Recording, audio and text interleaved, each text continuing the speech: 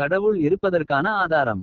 நம்மில் அநேகர் கோவிலுக்கு செல்ல காரணம் பயத்தினாலோ அல்லது ஏதேனும் பிரச்சனையிலிருந்து விடுபடுவதற்காகவோ அல்லது ஏதேனும் தேவையை நிறைவேற்ற வேண்டியோ இருக்கும்.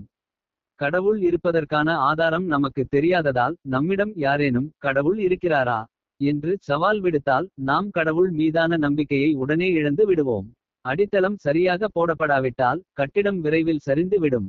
அதுபோல் கடவுள் இருக்கிறார் என்பதற்கான ஆதாரங்களை தெரிந்து கொள்ளாமல் நாம் கடவுள் மேல் நம்பிக்கை வைத்தால் கடவுள் மீதான நம் நம்பிக்கையும் எப்போது வேண்டுமானாலும் தகர்க்கப்படலாம்.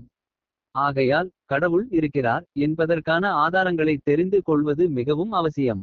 நாம் அன்றாடம் கவனிக்கும் விஷயங்களையும் தர்க்கரீதியான விஷயங்களையும் வைத்து கடவுள் இருக்கிறார் என்பதை முறையாக நிரூபிப்போம்.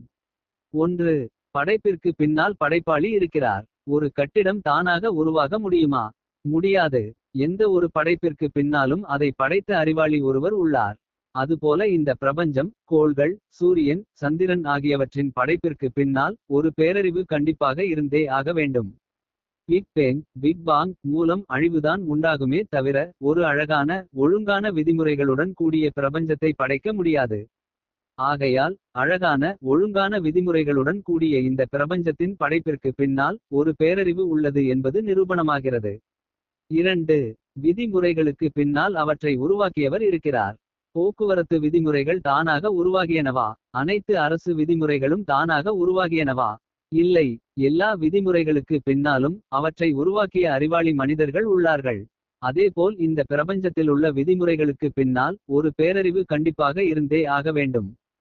சூரியன் ஒரு நாள் கூட விடுமுறை எடுக்காமல் எப்போதும் கிழக்கில் தோன்றி மேற்கில் மறைகிறது.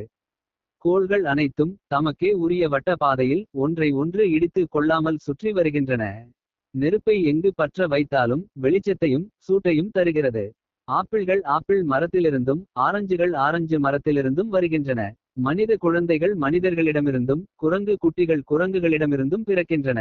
புவியீர்ப்பு விதிகள், இயற்பியல் விதிகள், வெப்ப இயற்பியல் விதிகள், மின்காந்த விதிகள் அனைத்தும் அருமையாக எல்லா இடங்களிலும் ஒரே மாதிரியாக வேலை செய்கின்றன.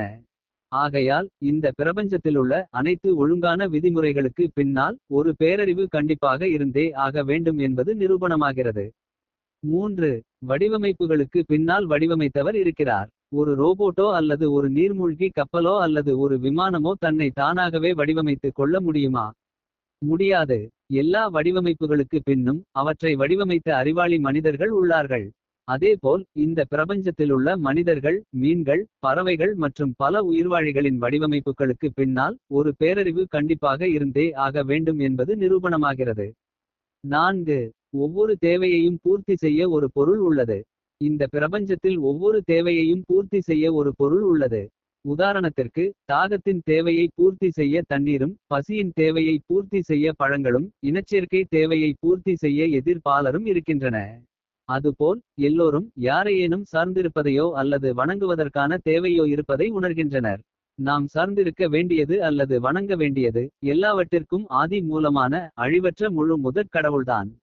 அந்த முழு முதற் கடவுள் யாரென்று நாம் மறந்துவிட்டதால்தான் நிலையற்ற சினிமா நடிகர்கள், விளையாட்டு வீரர்கள் அல்லது அரசியல்வாதிகள் பின்னாடி ஓடுகின்றோம்.